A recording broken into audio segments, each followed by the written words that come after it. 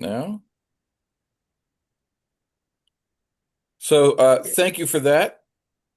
Now, if we recall from last week, we've still reading through this very extensive lesson called the Body of Christ, and we were in a discussion about the Last Supper. Eat my body, or eat this bread, drink this blood. Um, and we're still in the middle of that discussion, so we're going to pick that up now. But before we do, any thoughts that occurred to anybody over the course of the past week, or ideas or questions?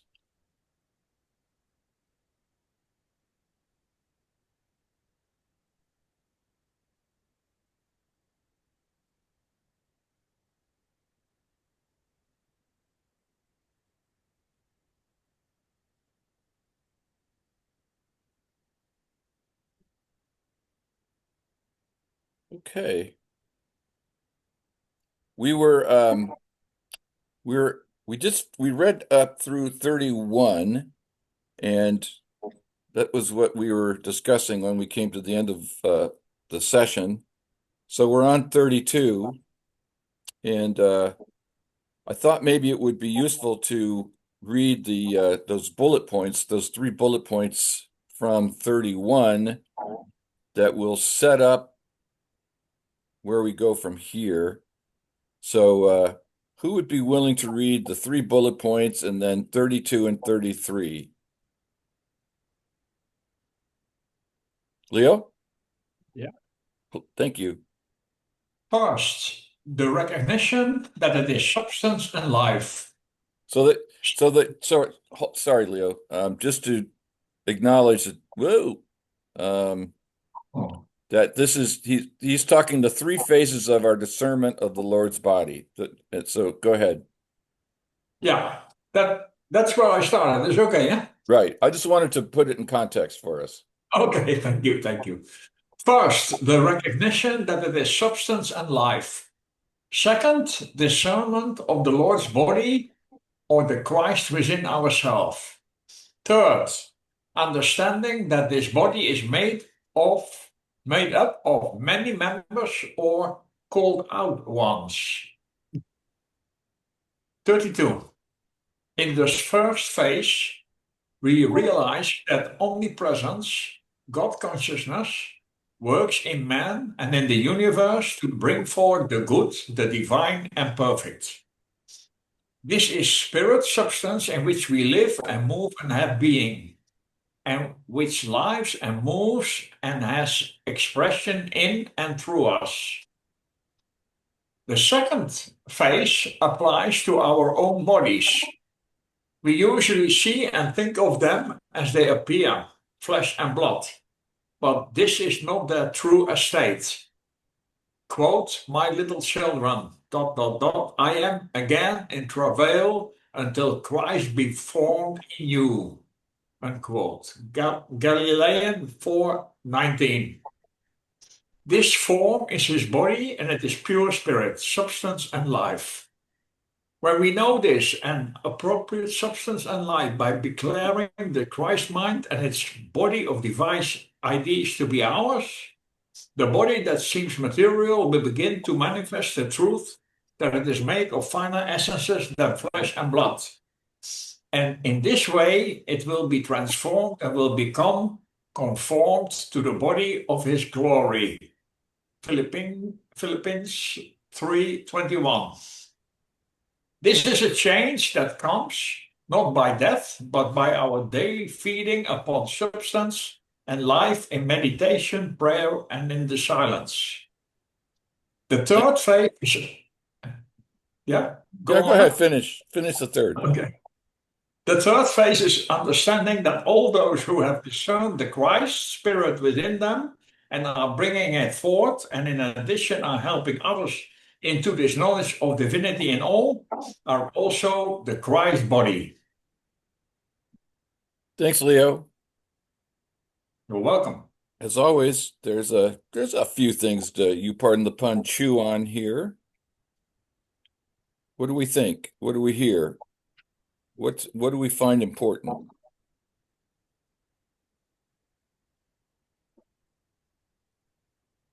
For me, it's about developing our true nature from within. And it will come step by step.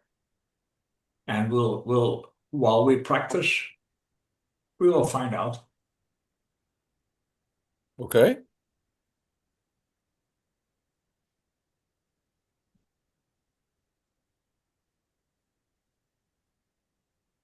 Anybody else?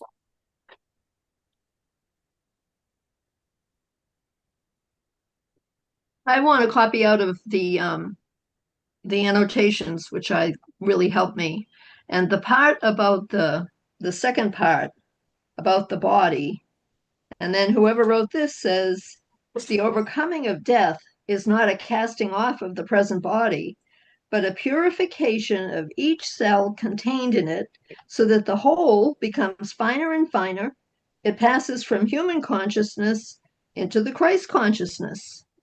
So that's a really cool thing to think about death, not being the loss of the physical body, but of this sort of transformation thing happening.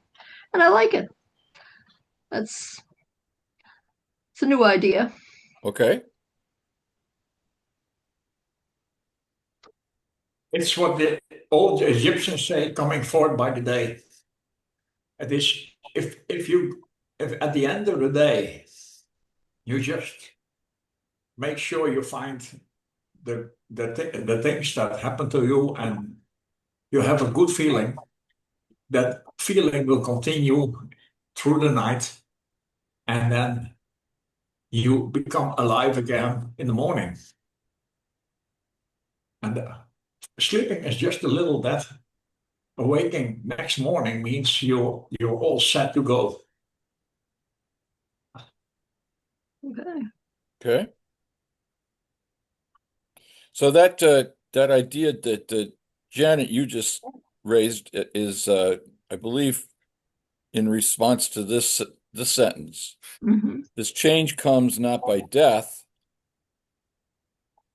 That is a change where we experience the body of Christ as our own body, but on our daily feeding upon substance and life and meditation, prayer, and the silence.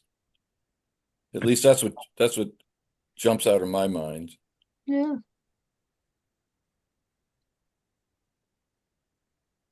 But to go to Leo's point, this is where the challenge is. To realize that omnipresence, God consciousness works in us and the universe to bring forth good, divine, and perfect, that this applies to our own bodies. And we usually see and think of them as they appear, flesh and blood, but this is not their true estate. True. And so this, I think, is the challenge. And maybe also that's part of what you were referring to in the note that you read, Janet, that I'm sitting here in my living room in Sacramento, California, on my couch in this physical form, and yet that's not my true estate, Mm. according to this lesson. True.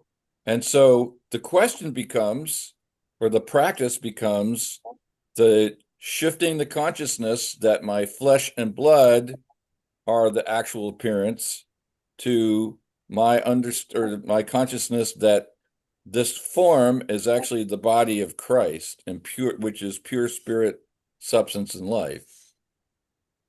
To know that as a reality in every second of my life, and that therefore, I don't know, what do you guys think? That kind of changes my understanding of myself, because if I'm not merely flesh and blood, if I'm really something else, even though the appearance is of finite flesh and blood that decays over the years and stops working the way it's supposed to and all that kind of stuff, that invites me to a completely different understanding, not only of myself, but as it says here, it's like down here, all who have discerned the Christ spirit are also in the Christ body.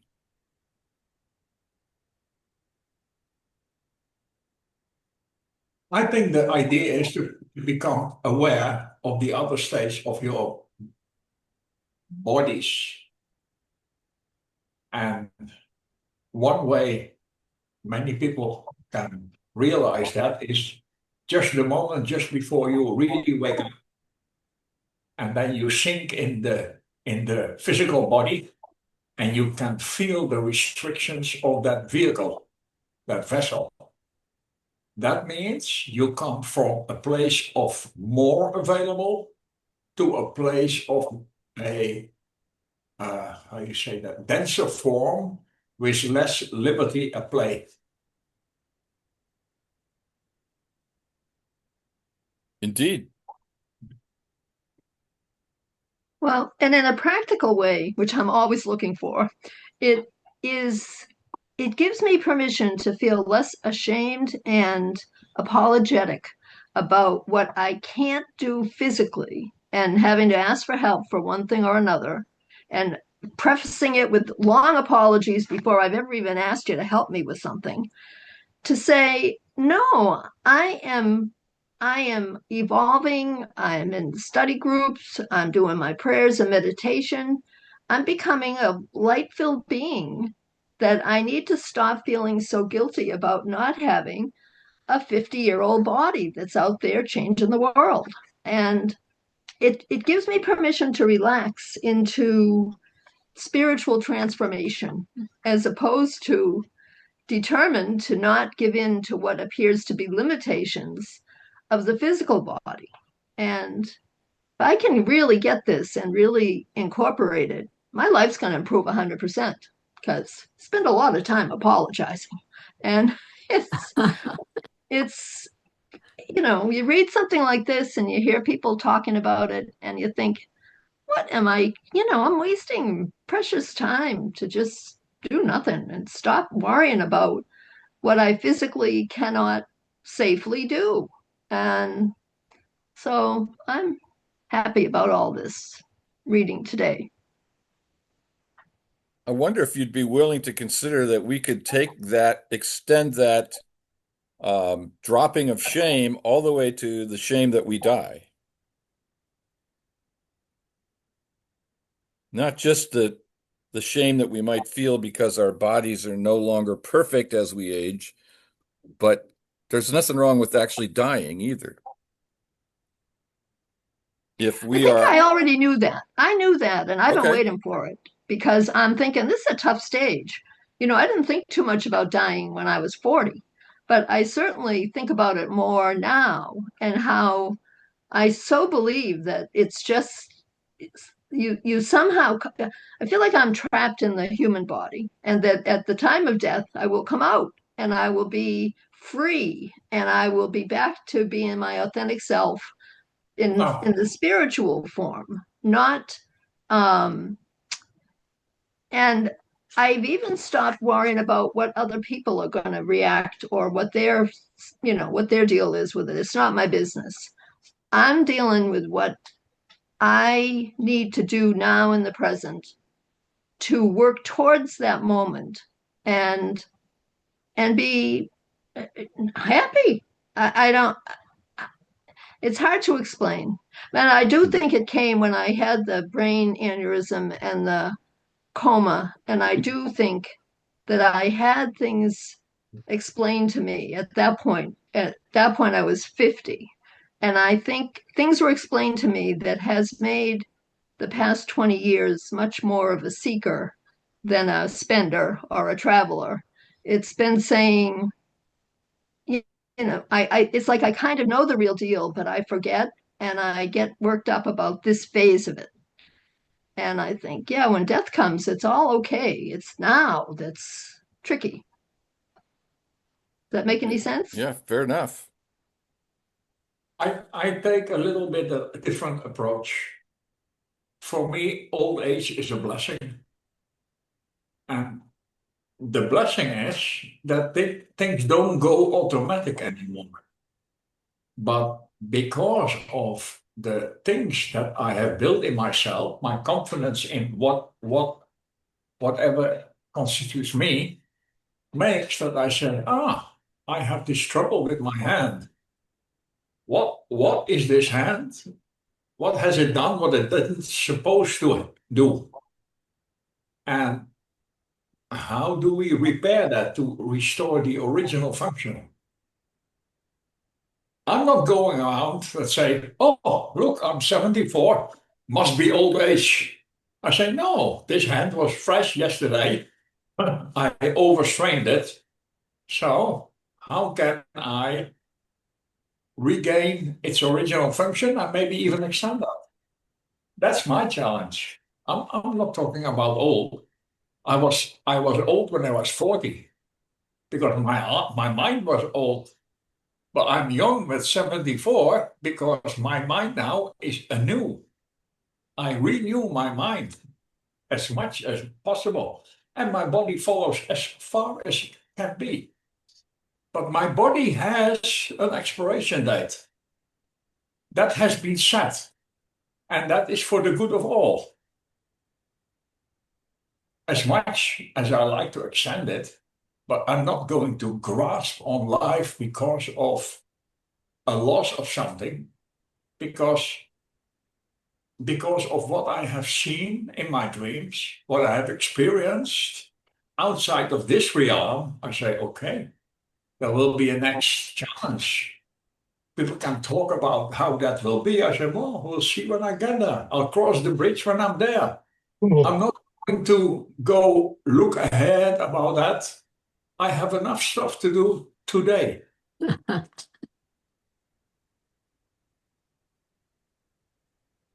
Thanks for that, Leo. Anybody else before we move on?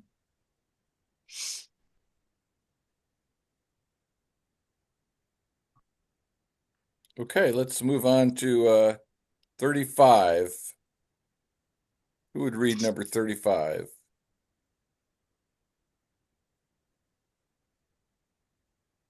Is that as often as we something? Yes. Okay, I'll read it out of my book. Okay. As often as ye eat this bread and drink the cup, ye proclaim the Lord's death till he come. 1 Corinthians 11:26. His second coming has been a matter of much controversy because the letter was read instead of the spirit. All the symbols that are given in the description of his second coming have a spiritual application. He comes when he is received into our own consciousness and revealed to us as our own Lord. It is only the childish state of mind that clings to the outer forms and ignores the substance that they represent. Yeah. Tell us, how do you really feel, Charles? Yeah, really. Like, and they're childish.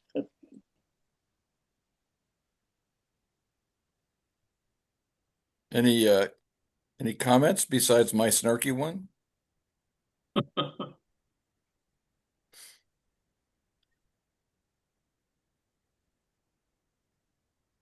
Because I think we all have, excuse me, I think we all experience what he's saying here, that we can, and we may have in periods of our lives read these things literally and sought to understand them literally. And when we came into unity or new thought, we were invited to consider them metaphysically, that is, or we could say meta-literally, beyond the literal. And then at least I'll just speak for myself, and then my eyes were opened to a much more spacious and luminous way of being with these instructions that Jesus and his disciples offered us.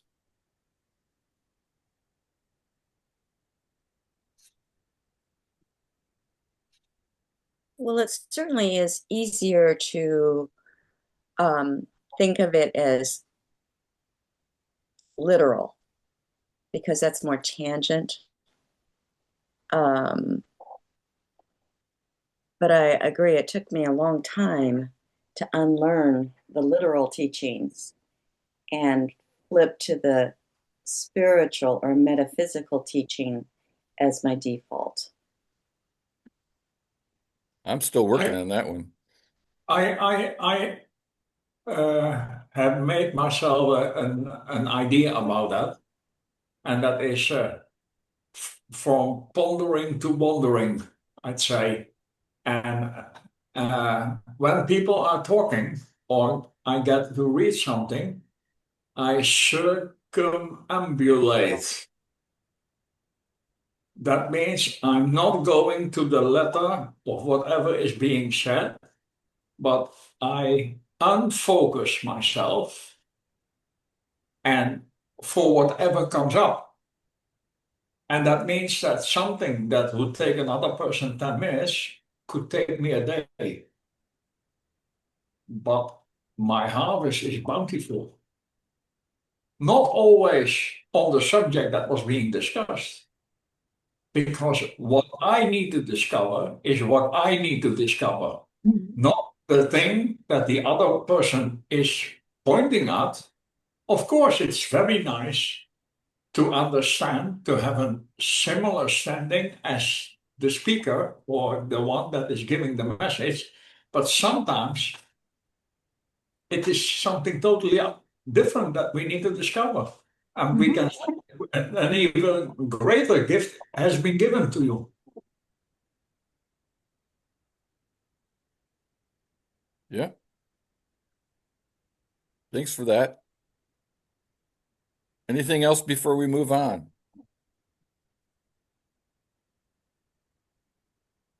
Okay. Let's go to this next section here. Who would read let's ask for 36 and 37. I will if you want. Okay, thank you. What relation is there between food and the redemption of the body? Man shall not live by bread alone, but by every word that proceeded out of the mouth of God. Matthew 4:4. The substance and life of spirit are appropriated and assimilated and become a conscious part of the soul and body by holding in mind words of truth. We should exercise great wisdom and judgment in selecting the food we eat, even as we do in selecting the thoughts and words that we allow to find place in our minds. As men become more and more quickened by spirit and lifted up into the Christ consciousness, a change goes on in their choice of food.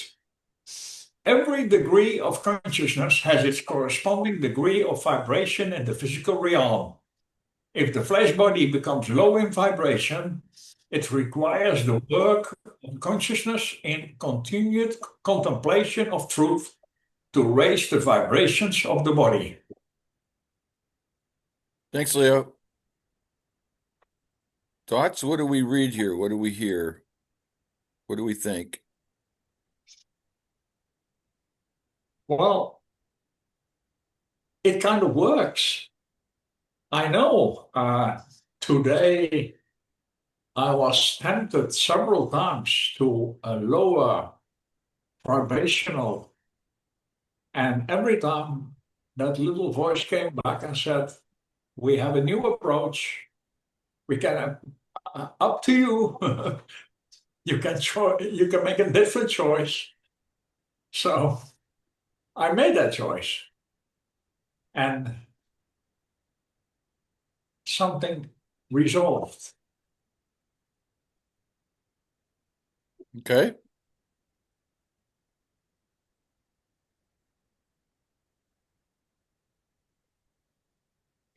What do we understand by this word vibration? This is an interesting choice of words that is not, at least so far, explained. Every degree of consciousness has its corresponding degree of vibration in the physical realm. Well, you can see the five senses as ranges of vibration. So whatever sense is triggered has a corresponding vibrational, how you say that, tune amplitude, strength. And I think there will be high tones and low tones. Or, how you say that? Sometimes I cannot express in English. Well, you're doing pretty good for a guy that knows how to use the word amplitude. That's pretty good. But there is something, let's say you have a vibration let's say on the sexual cords. There is a higher vibration that has to do with that, with togetherness, with oneness to become whole. Because a lot of sex is about plus and minus coming together. So becoming neutral again. So the higher vibration of sex is becoming whole in yourself. Let's say the lower vibration is looking for the sex in the outer form. Does that resonate? Oh, vibrate, I mean. You pardon the pun? Yeah. I don't know. What do we think?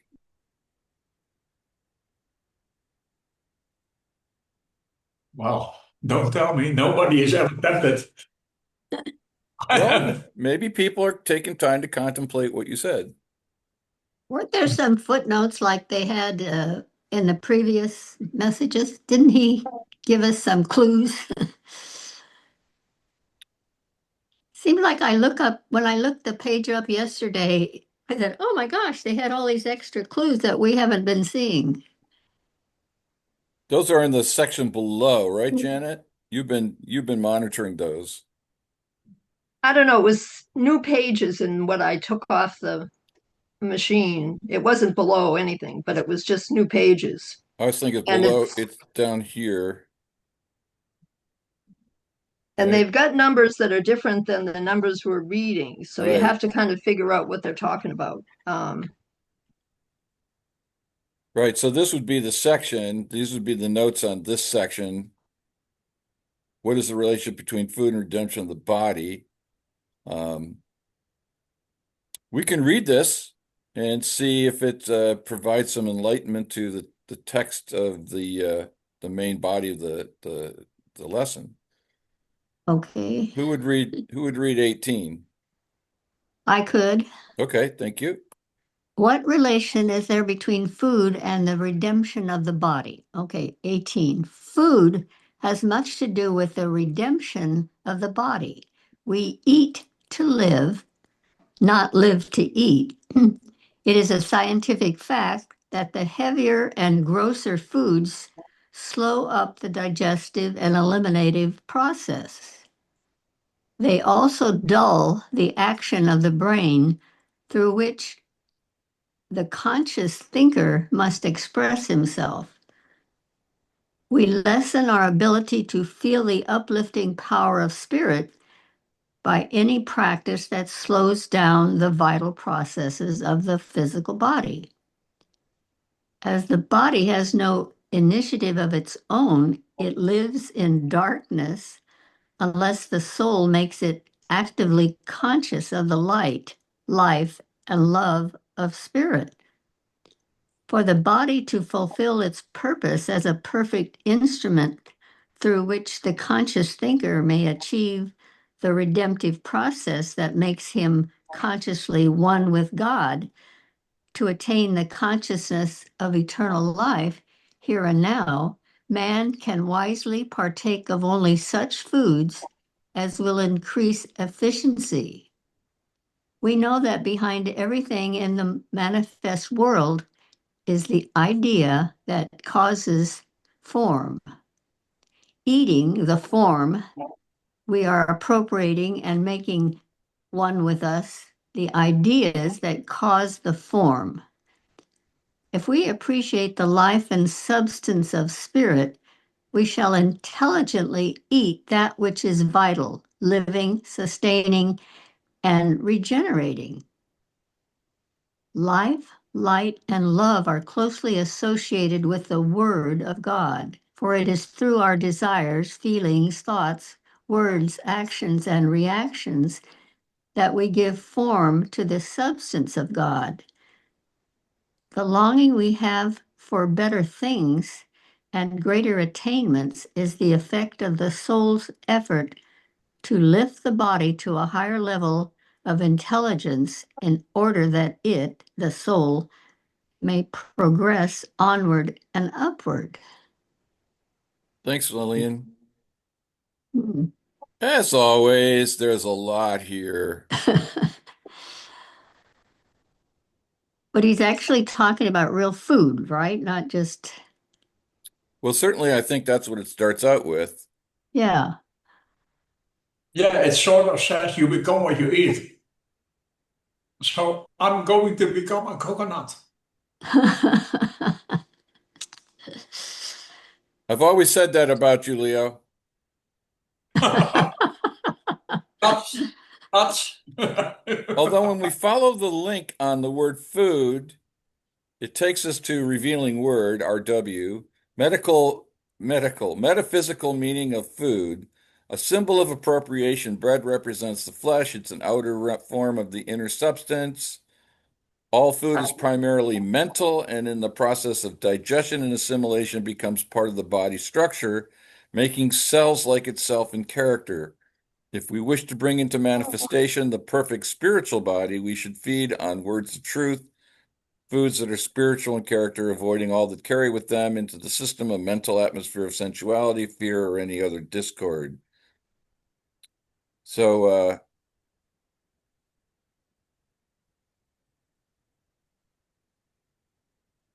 that's what you'll notice that you notice throughout these footnotes here, there are all kinds of links to all kinds of ideas.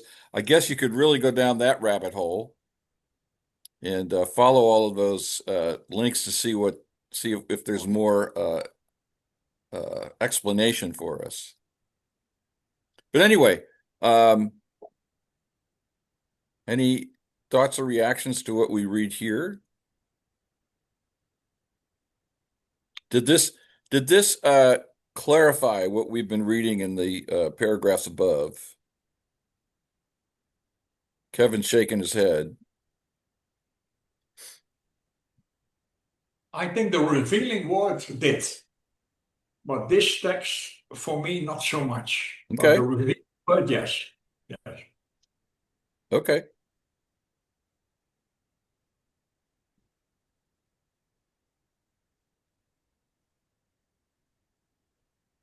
It's like when people say you cannot eat GMO because that's bad for you. My answer is always let my body decide this, because I instruct my body to take from the food chain that what I need and reject what isn't need. There is a special channel for that. There's an exit channel for it. Well, in this paragraph or these two paragraphs focus on the way I read it anyway, focus on the metaphysical activity of food eating. Eating the form, says here, eating the form, we are appropriating and making one with us the ideas that caused the form. If we appreciate the life and substance of spirit, we shall intelligently eat that which is vital, living, sustaining, and regenerating. So it emphasizes in my reading of this a little bit more the metaphysical ideas that we're talking about here. Remember, the context is the Lord's Supper. Take this bread and eat, drink this cup, and so forth. So I'm going to go back up to where we were here. And whoops, no, I'm sorry. I'm still in the notes, aren't I? Up to 30s. Here we are. What is in that little box as to eat meat eating? So there is a lot of history. Many of us may know, but maybe many of us may not know. There's a lot of history to the commitment that the Fillmores had to vegetarianism, or to not eating meat, but to eating only plant matter. And there's conversation about the history of this idea throughout the Unity movement. It used to be when Charles and Myrtle wrote their list of their articles of faith. There were two articles that had to deal with vegetarian approach to consumption, and somehow those got eliminated over time. So Ah, there's controversy over these ideas. Are these foundational to unity? Were these the personal preferences of the Fillmores? And so Mark Hicks has wanted to make sure that we all have access to all of the things that the Fillmores said about this particular issue. ah, And so that's what that was. Now the article here that we linked on says, as to meat eating is an early classic Unity writing. And he says he found it in 4 different places. And it might be fun here. Let's just read this section here that what James Dillett Freeman has to say about this idea. Who would be willing to read that?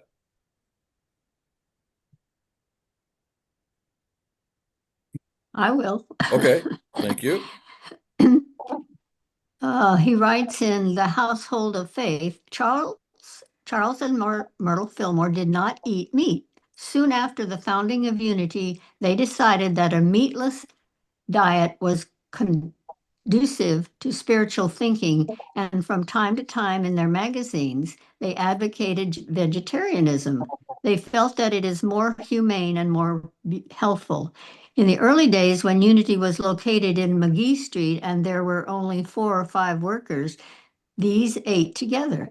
There was a stove in the house, and one of the workers was appointed to prepare something hot for everyone. The workers discussed food and its relation to the spiritual life and decided that it would be better for them not to eat meat. In 1939, Unity removed statement number 28 from its statements of faith. That statement had said, "We believe that all life is sacred and that man should not kill or be a party to the killing of animals for food, also that cruelty, war, and wanton destruction of human life will continue so long as men destroy animals." Huh. Thanks, Lillian.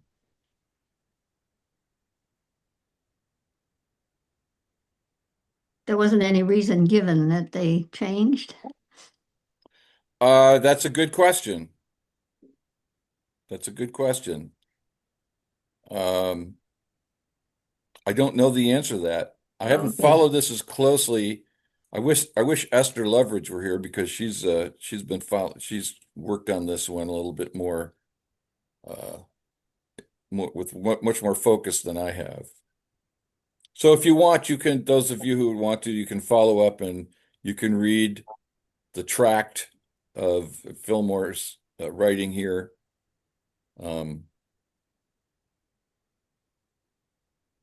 So as always, Charles is not brief, I just looked it up in the Revealing Word, right? and it says one who abstains, vegetarian, and one who abstains from eating animal food or products. And then there's a biblical quote from Genesis 1:29. And God said, "Behold, I have given you every herb yielding seed, which is upon the face of all the earth, and every tree in which is the fruit of a tree yielding seed. To you it shall be for food." Vegetarian is one of the ways to real health because it requires, in a measure, the keeping of the spiritual law. So it sounds like from the revealing word that he's basing it on Genesis 1:29, that fruit and seeds are what we shall eat for food, not animals.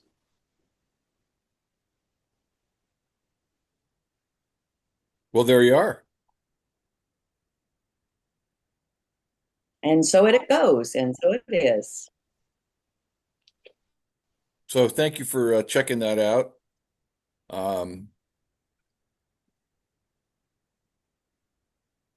What I was, Well, what I wanted to ask, and and the annotation that we read did not answer that question for me, is there's a very interesting idea that is implied in this word vibration. And Leo talked a little bit about his understanding of that. Um, and so I just I'm kind of curious about exactly what that means because it sounds very mystical and so forth, but I'm not sure. I'm not sure how valid it is in terms of what's being offered here.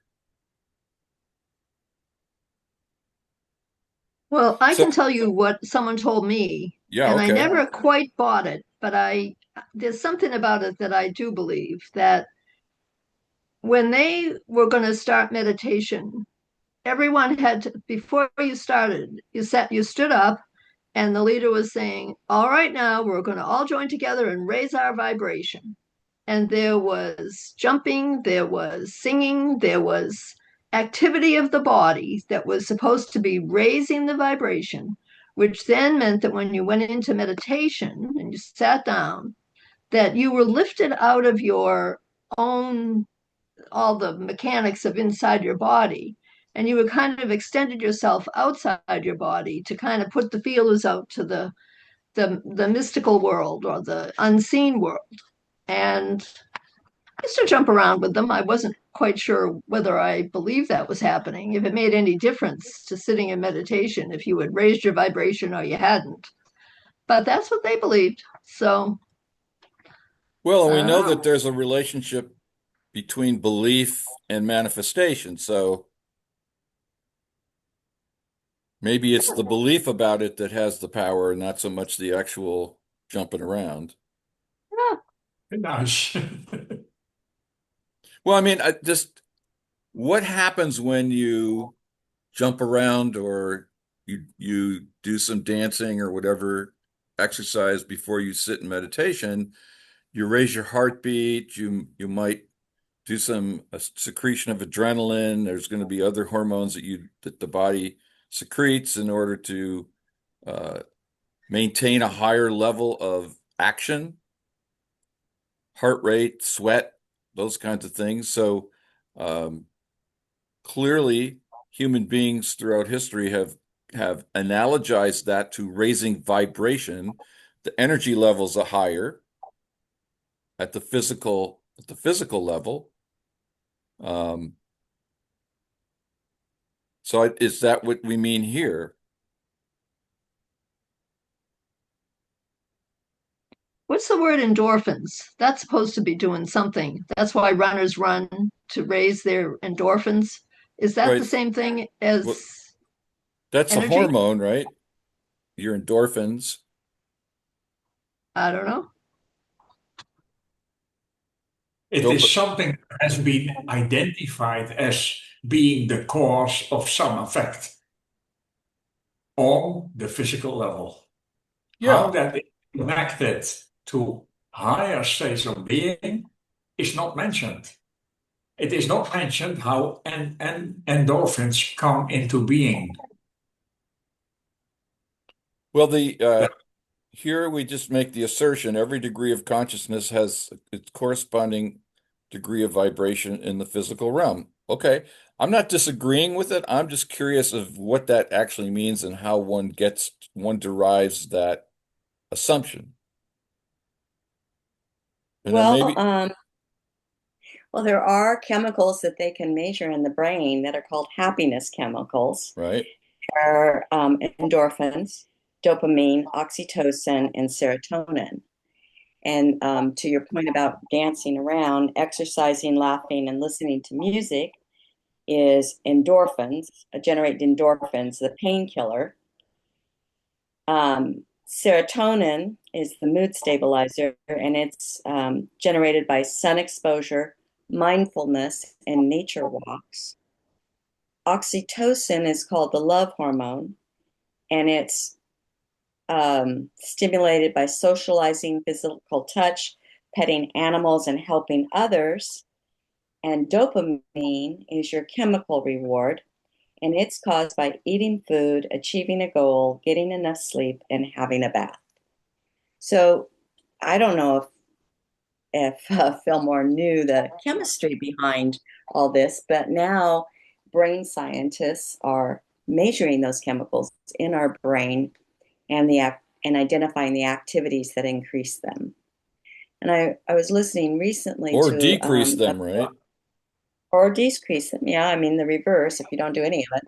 But I was listening to a book by Dr. Barry and Oprah Winfrey, and it talked about how when a woman gives birth, her dopamine, her oxytocin chemical release goes through the roof because it's necessary for the human bond between child and mother for protective purposes.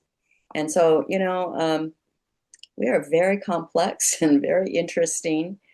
And Fillmore seemed to have some insight into that.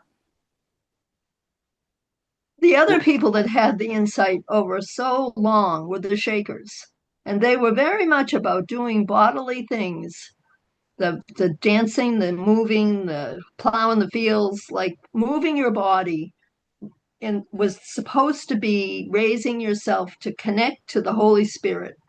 And they lasted a long time. They produced some amazing things, and they didn't, they've always fascinated me because they didn't really have a lot of dogma or a lot of doctrine, but they had a way of living that seemed to really connect them to a spiritual unseen something.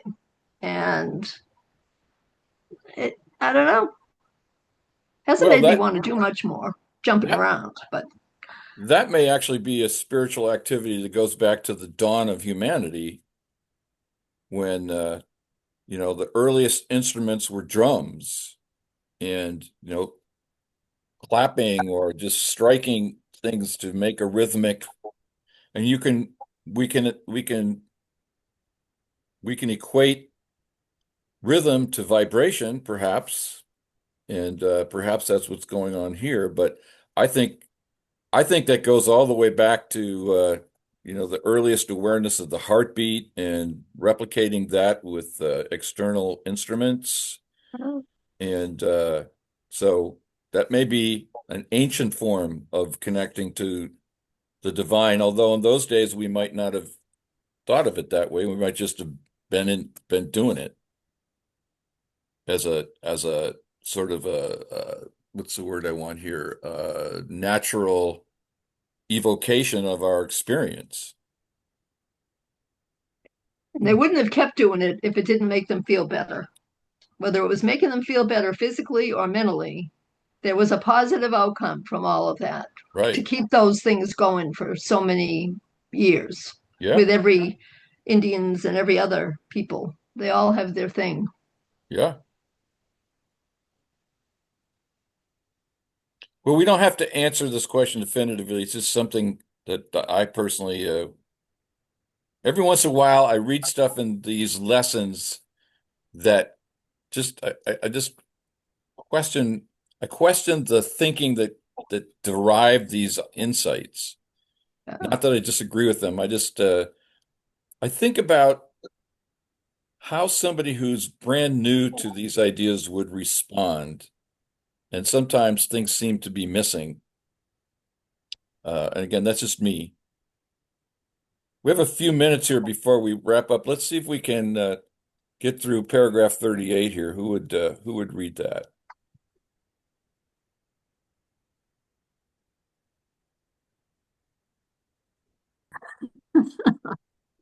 I will. All right, thanks, Lillian. The body automatically raises the vibration of a certain quantity and a certain quality of food to a consciousness that allows assimilation by the body.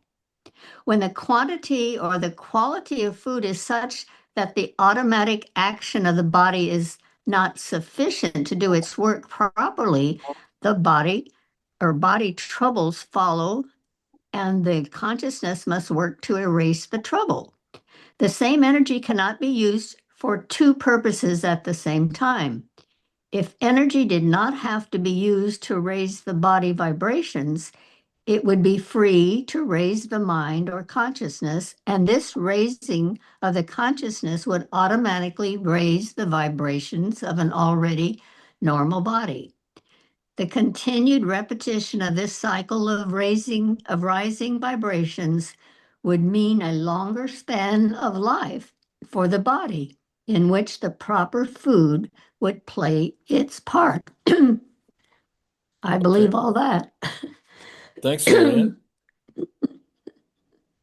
Well, certainly when you digest a heavy meal filled with, say a 2-pound steak, all of your energy is going into digestion, and it isn't going into anything at a higher level of elevation. So, it makes a lot of sense. Yeah. Yes and no. If your purpose is only spiritual life, yeah, I agree. But if you need to have the physical life, then probably eating a heavy meal is a way to go because you will lower your vibration and you will come in the midst of what I call my lesson, my experience. Well, that's true. That's a good way to do a lot of fun eating, Leo, because you think you're doing yourself a good thing. And mine was the opposite. I had to give up lots of food and lots about the idea of my circles when I lived in New York were where had you been out to eat? What did you have? How did they cook it? That's all people talked about. After the weekend was over, it was where did you go to eat? Who was the chef? What did you have? And it made me nuts. I think, dear God, how can everyone think so much about food? But it's the world we live in, and it's a form of entertainment and distraction, I believe. So, Well, I got a little different advice, and that is accept what people give you to eat. Well, you're lucky. It doesn't matter you order food in the restaurant or you eat at home or your friends. Just accept the food for what it is and let your body find out how it will profit you. Because, in my belief, in the body, the mother god is active and it has a vast, superior knowledge about life. And it knows at every specific moment what this body of mine needs. And my mental mind might say, why take that particular food? Look at all the additions in it, the E, this, and das, and those, and those, and that, and that. It's probably not healthy. But the mother god knows how to get rid of that what doesn't need. It just selects what it needs. It focuses on what it needs.